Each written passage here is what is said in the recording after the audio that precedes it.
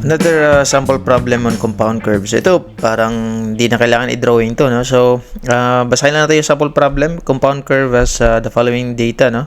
We have radius 1 and 2, 240 meters and 360 meters. And then we have I1 and I2.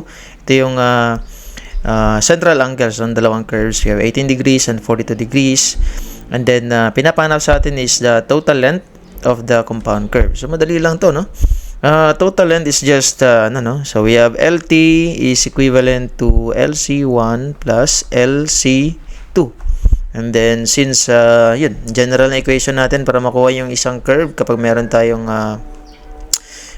part lang naman to na circle, no? So we have S, ito yung arc length natin, tapos ito yung theta, this one is R. Ito, inuulit-ulit ko lagi ito, no, sa mga sample problems na ginagawa natin dito, kasi ito yung pinaka basic talaga na equation, no? So we have R theta. Tapos kung i-apply natin yan sa curve natin, so madalas sa curve natin ganito, meron tayong I, and then meron tayong LC, and then meron tayong radius. So similar lang yung concept. So we have LC is equivalent to R times I. Tapos meron ka lang conversion factor ng degrees para maging radian siya, and then meters yung lalabas.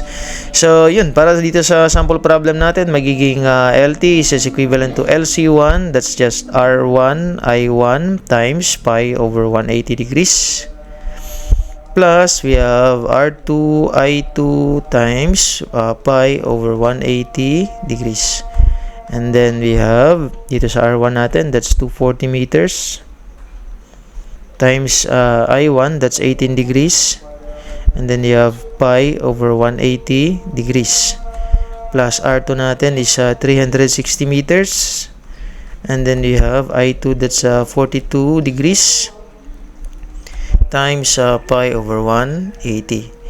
So yun, plug in lang sa calculator, tapos lalabas yung LT natin, that's equivalent to 339.29. So 339.29 meters. So ito yung final na answer. So bali yung sagot dito sa calculator natin, that's 75.40 meters.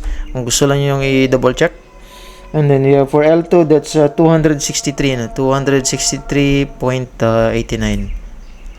89 meters.